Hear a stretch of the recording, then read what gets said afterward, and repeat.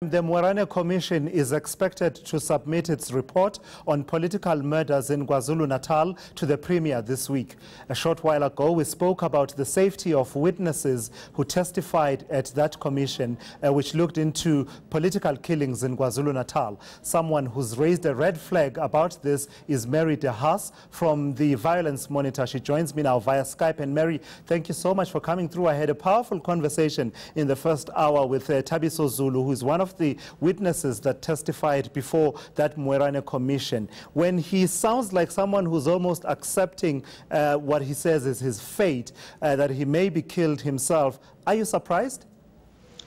No, I'm not surprised. I think he's been very brave. He's been under threat for quite a long time. There's been clear instances in which people have been tailing him, people outside his house, reports that he's going to, that hitmen have been dispatched. He's been ducking and diving, and yet he's determined to carry on this fight against corruption and exposing people who are siphoning off money that should go for service delivery to poor people. So what does this tell us then, Mary, about the system within which this political violence happens? I mean, you think about criminal organizations, really, where not only do you target your opponents and competitors, but even anyone who dares raise their voice in objection to what is happening also faces similar threats. Quite right. I mean, it's a kind of mafia province, actually, because I think you also need to see this. We're looking at political violence because politicians are targeted, but this is just a symptom of a far broader problem, and it's an almost complete breakdown of law and order in this province. You've got taxi people who are above the law, taxi warlords with armed bodyguards, no control over armed bodyguards, private security companies that deploy the armed bodyguards. You've got communities in which people, supposedly community guards, are acting as vigilantes, and the MEC allegedly gets up on television and says, "Well done, guys," and they're doing that because the police are completely ineffectual.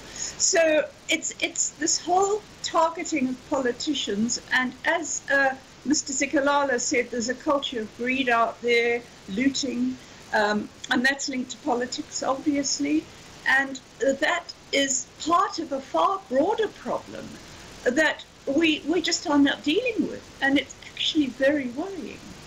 So the suggested interventions range from, what President Cyril Ramaphosa has now ordered, that there should be, the better functioning of the task team by police that was set up that is yet to lead to any kind of conviction of anyone, to, on the other end, the NFP calling for the army to be deployed and a state of emergency to be declared. Where do you land on that scale? Oh, look, definitely. I think the idea of a state of emergency in the army is very silly, and it's also very dangerous. Thank goodness there are very strong protections against that. There's got to be an act of parliament, and it's a very limited duration. And it wouldn't solve any problems. That's the silly part of it. Because what we need is something to be done about the police. It all gets back to proper policing. I mean, I've just been told by journalists that there are a number of, this apparently was in Parliament today, a number of convicted criminals in the Crime Intelligence Service. Now that's ridiculous. So, and my own feeling is that the police in this province have failed horribly.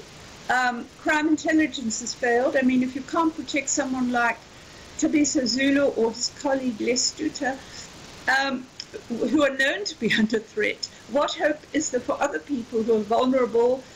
Because, although an NFP politician was killed, he was also a taxi boss. So you never know what the motives are, because hardly any of these cases get to court. There hasn't been a single conviction for any of the killings of politicians since the beginning of 2016.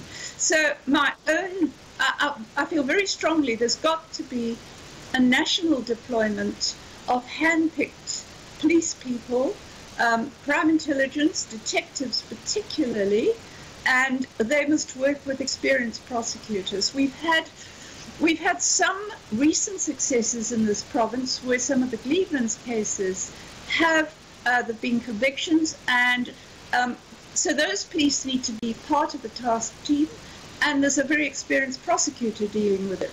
And that's the lesson in this. You take policemen with proven track records, you take experienced prosecutors to work with them, and as I said, there are some experienced prosecutors in this province doing good work, but you can also deploy nationally. I think it's essential because too many of the police in this province are either completely ineffectual or have been compromised politically on this side, politically, even within the factions of the ANC. You will see police that will take the side of one as against the other. So you've got to, I think, have some independent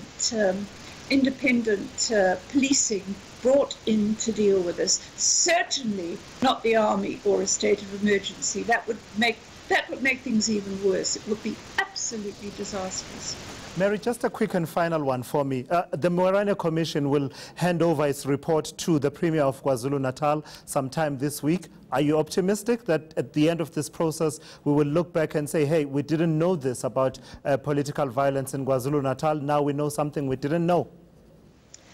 Well, I don't know, because people have been listening to the evidence, and obviously we don't know what the Commission's going to say because it hasn't handed in its report.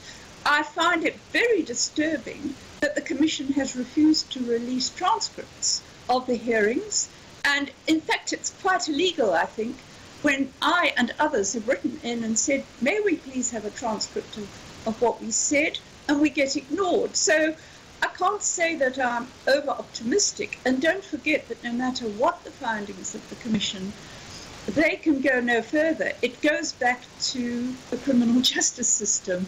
I mean, if they say politicians are to blame, then the political parties obviously have to do something about their members and their armed bodyguards who are a law unto themselves.